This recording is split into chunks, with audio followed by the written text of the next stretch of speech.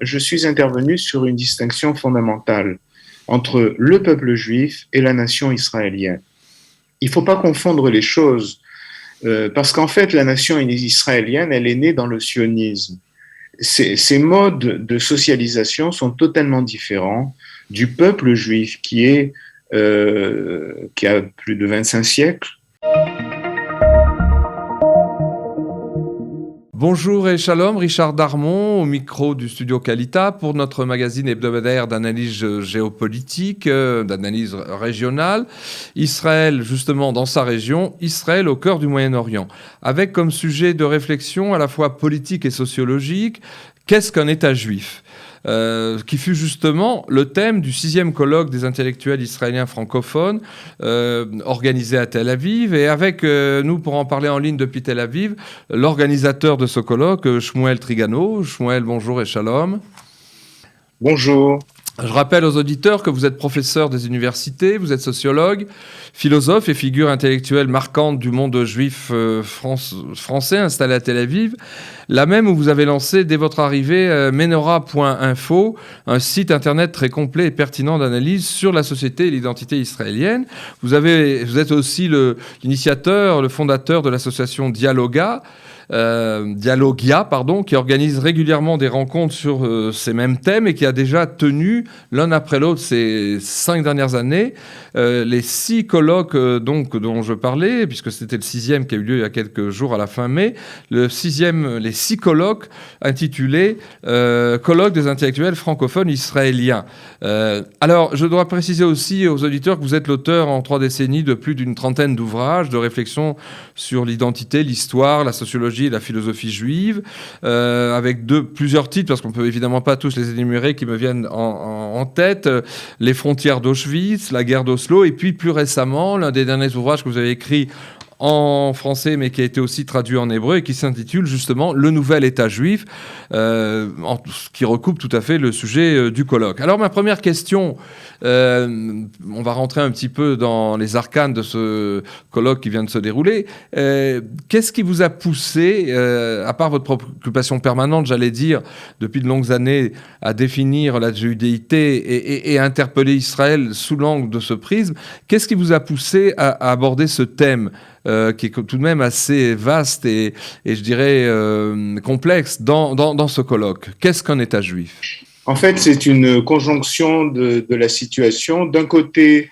comme vous le savez, Israël est l'objet d'un dénigrement universel. État juif est compris comme État raciste, comme si juif était le synonyme de raciste, d'une part. Et par ailleurs, un certain trouble dans le public israélien et du côté du monde diasporique quant à la signification de ce que signifie l'expression ou l'État-nation du peuple juif, État juif, etc. Donc, ces deux éléments m'ont conduit à proposer à mes collègues de ce colloque de consacrer leur réflexion justement à l'analyse. Mais une analyse, si vous voulez, qui ne tombe pas dans les illusions, parce qu'en fait, dans les accusations d'Israël, il y a de l'invention, par exemple, qui a pensé que la République française était raciste, dans la mesure où sa constitution commence par le peuple français. Le peuple français et pas le peuple algérien, et pas le peuple espagnol, et pas le peuple italien. Et donc, en fait, l'affirmation d'une identité collective, d'une identité nationale, elle n'est pas nécessairement raciste, promouvant l'apartheid, etc. Donc, je ne voulais pas tomber dans toute la controverse idéologique qui n'est pas très sérieuse, mais qui est une réalité politique dont il faut tenir compte et qu'il faut véritablement combattre, mais aussi la réalité du monde juif, parce qu'en fait, on oublie il y a eu des résultats de sondages récents très intéressants pour comprendre la position des Juifs. 76% des Israéliens juifs estiment qu'Israël doit être l'État-nation du peuple juif. Seuls 24% des Israéliens juifs s'opposent, et ça consiste notamment dans toute la mouvance des partis de gauche qui sont aujourd'hui sous le coup de l'idéologie progressiste post-moderniste. Par contre, il y a une situation intérieure tout à fait spéciale dont il faut tenir compte et que, dès le départ, si vous voulez, nous avons éliminé de notre réflexion, qui est la réalité des Israéliens d'origine palestinienne qui accusent l'État dont ils sont les citoyens d'être raciste, de pratiquer l'apartheid. Alors, ce sondage est intéressant parce qu'il nous montre que 75% de cette population, donc des Arabes israéliens, estiment que les Israéliens n'ont aucun droit sur ce pays. Et donc, en fait, que leur État, il est illégitime et voire même illégal.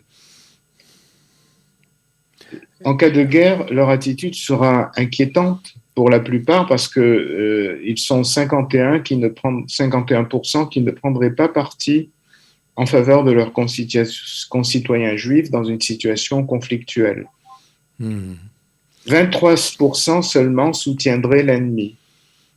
25% seulement se battraient aux côtés de leurs concitoyens juifs. Donc en fait, il y a une désaffection du monde de la population arabe israélienne, de citoyenneté israélienne, vis-à-vis de l'État, qui s'aligne en fait sur la réalité de la population palestinienne dans toute la région, si l'on peut dire, parce qu'en fait, quand on parle de l'identité arabe ou palestinienne, on parle des citoyens israéliens, on parle de la population de Judée-Samarie, on parle de la population de Gaza, on parle de la population jordanienne, qui comporte 75% de Palestiniens d'origine.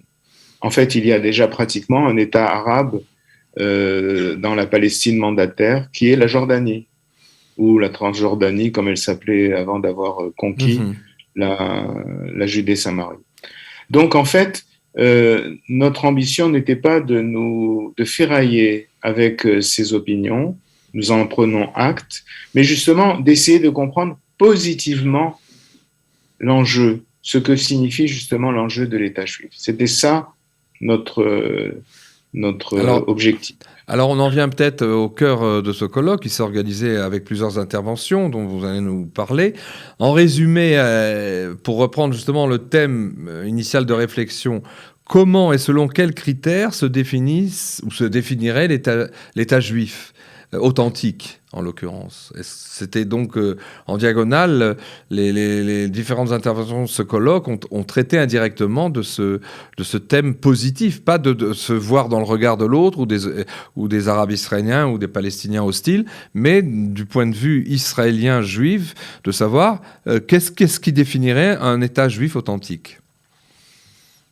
Alors, c'est une question à laquelle il est difficile de répondre en bloc. Non, mais alors peut-être comment le colloque a abordé cette question disons qu'il y a une première étape, ce à quoi on oppose l'État-nation du peuple juif. C'est ce qu'on appelle en Israël, selon une formule toute faite, l'État de tous ses citoyens. Comme si l'État juif ne serait pas l'État de tous ses citoyens. Or, l'État de tous ces citoyens, c'est quoi?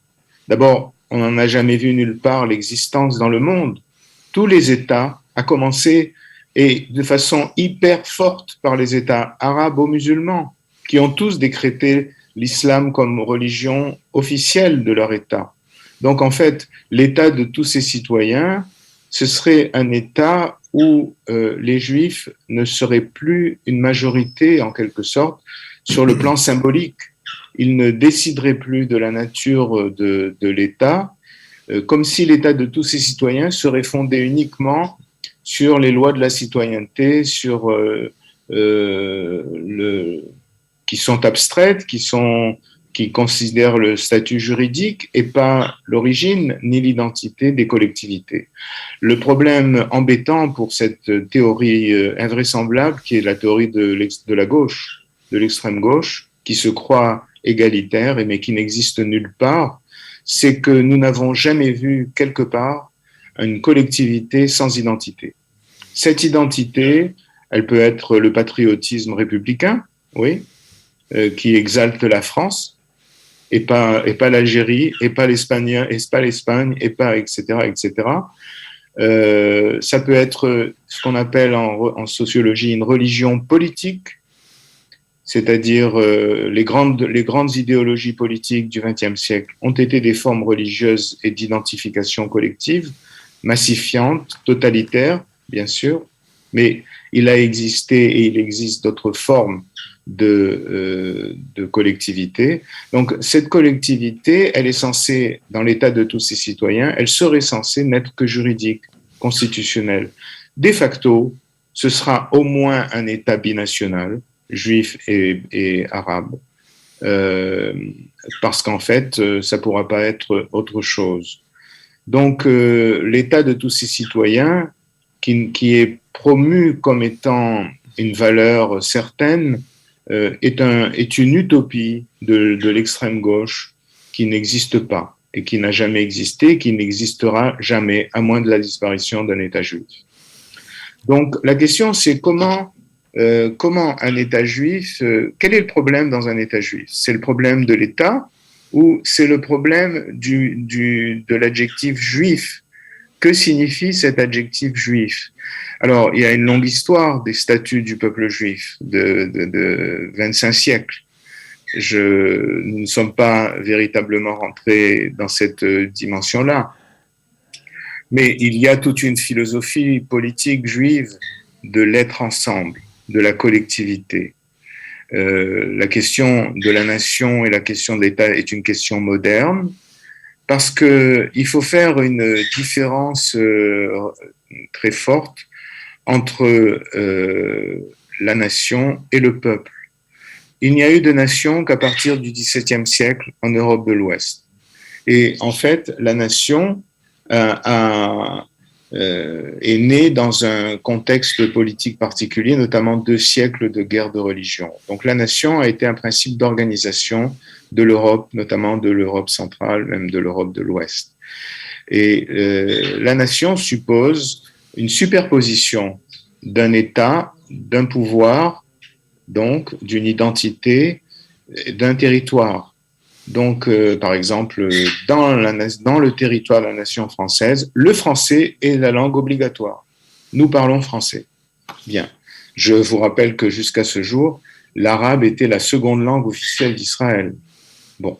Et toutes les signalisations sont marquées justement de cette double de la traduction. Donc, en fait, il s'agit de définir l'État juif par rapport à l'État de tous ses citoyens, d'une part, et d'autre part, de le définir par rapport à lui-même. Alors justement, il y a, on pourrait dire, pour parler de choses qui sont constitutives, de ce pourrait être le schéma d'un État juif authentique. Est-ce qu'on parle de la législation hébraïque? Il y a eu toute une mode, d'ailleurs contestée, du retour au droit hébraïque, y compris au sein du ministère de la Justice. Est-ce que c'est aussi une certaine éthique, un certain profil souhaitable pour les dirigeants, y compris politiques d'un État? Est-ce que c'est un style de gouvernance aussi, un État juif authentique? Est-ce que ça s'exprime aussi sur le terrain international?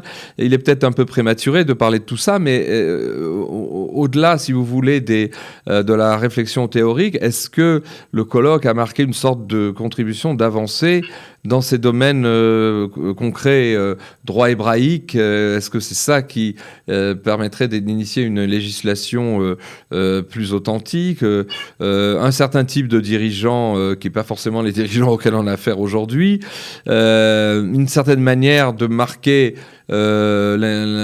l'indépendance de cet État dans les relations internationales, parce qu'on sait très bien que tous les dirigeants politiques subissent des pressions énormes et qu'il est difficile de garder le cap quand on est dans ce qu'on appelle à tort d'ailleurs la communauté internationale. Bref, est-ce que de manière, je dirais, concrète et au niveau de ces supports-là, est-ce que le colloque a pu aborder, amener des contributions intéressantes? Oui, de toute façon, le colloque n'avait pas l'ambition de donner la réponse définitive. Le travail est devant nous. Il n'a pas été fait. il n'a pas été accompli. Il y a notamment un rapport très particulier, très original de l'univers du judaïsme à la politique, à l'État, etc. Jusqu'à présent, le débat en Israël s'est contenté de la ritournelle juif et démocratique, comme s'il y avait une contradiction entre les deux, comme si on avait éclairci ce qu'est le côté juif sur le plan de la science politique, comme si on avait suffisamment étudié le statut des juifs et l'histoire des juifs dans la démocratie, parce que il y a des problèmes dans la démocratie.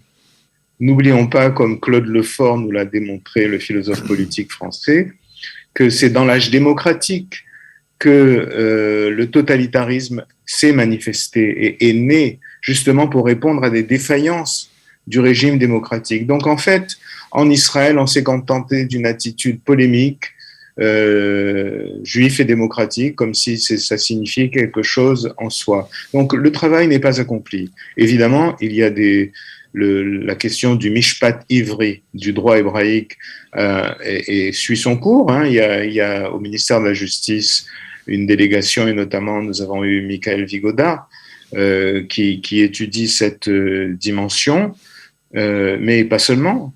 Il y a les modes de la collectivisation, l'enseignement de ce que serait un État juif, parce qu'en fait, par exemple, si je m'intéresse au livre d'histoire le livre d'histoire juive des lycées, bien, je découvre que ce récit est complètement éclaté. L'élève qui finit son parcours du lycée ne comprend rien à ce qu'il est, pourquoi il est là, pourquoi les autres lui en veulent, etc., etc. Ne comprend rien. Donc, en fait, sciemment, et je dis sciemment, il y a eu aussi une politique éducative en Israël qui a visé à casser le récit national juif. Et donc, si vous voulez, il y a tout un travail considérable à faire, mais il faut lancer des antennes pour le rendre possible. Moi-même, je suis intervenu sur une distinction fondamentale entre le peuple juif et la nation israélienne. Il ne faut pas confondre les choses, parce qu'en fait, la nation israélienne, elle est née dans le sionisme. Ces modes de socialisation sont totalement différents du peuple juif qui a plus de 25 siècles et qui est une entité métaphysique, intellectuelle, etc., considérable, sur laquelle on n'a pas assez travaillé. Par exemple, c'est une réalité objective. Aujourd'hui, la nation israélienne ne correspond pas totalement au peuple juif, tout simplement parce qu'en Israël, vous avez 25% de citoyens musulmans et que vous avez la moitié du peuple juif qui vit en diaspora, c'est-à-dire dans le cadre de nationalités au pluriel différentes. Et donc, il est clair que la réalité de la nation israélienne ne correspond pas tout à fait à celle du peuple juif. Donc, le peuple juif, lui, il a une dimension internationale, il n'est pas mesuré à un territoire, il n'est pas dépendant d'un État, il ne nourrit pas un État, il est le propre de plusieurs nationalités des Juifs diasporiques. Donc, si vous voulez, c'est une situation tout à fait nouvelle. La question de l'unité de cet ensemble et de sa communication intérieure se pose et c'est une question aussi théorique très, très, très forte. Alors, dernière question, puisqu'on arrive presque au terme de notre temps imparti. Vous avez publié, bien avant ce colloque, il y a à peu près 2 ans, vous avez publié en français le Nouvel État juif, il y a 3 ans, je crois, 3-4 ans, et vous l'avez fait ensuite traduire, ce qui n'était pas une entreprise très facile. Et ma question, qui est un peu une sorte de conclusion provisoire, comme vous le dites, tous ces sujets sont en chantier et doivent être approfondis. C'était d'ailleurs l'objet de ce colloque, de prendre marque pour des réflexions ultérieures. mais est l'objet aussi de votre association Dialogia, qui initie vraiment une réflexion théorique essentielle.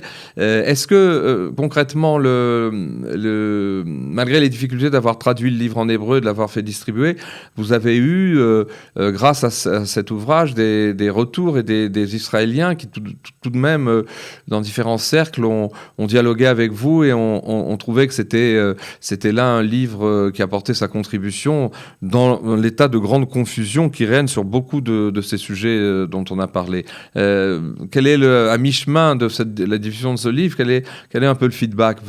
Comment vous pouvez nous en parler? Oui, effectivement, j'ai rencontré un public qui continue à se manifester jusqu'à ce jour. On m'invite ici ou là dans des groupes d'études et de recherche. Donc, le message est passé tant que faire se peut dans la situation actuelle des médias, etc. Et l'exigence intellectuelle que représente ce livre. En fait, ce livre que j'ai écrit en français était destiné avant tout aux Israéliens. Et je pense qu'il est parvenu à certains milieux, justement, qui réfléchissent sur ces dimensions-là, écartés par la gauche israélienne. Ce n'est pas l'objet de discussion. Mais bon, écoutez, on fait son chemin de cette façon-là. Mais j'ai publié aussi en hébreu Les frontières d'Auschwitz, qui est un complément sur la géopolitique d'Israël par rapport à l'Europe, et aussi mon livre La nouvelle idéologie dominante, le postmodernisme, a été traduit en hébreu. Et donc ça fait si vous voulez, un système intellectuel cohérent, synthétique. Voilà. Well, merci pour le temps consacré au Studio Qualita, pour vos explications qui engagent à beaucoup de réflexions. Merci aussi aux auditeurs de nous avoir écoutés et à la semaine prochaine.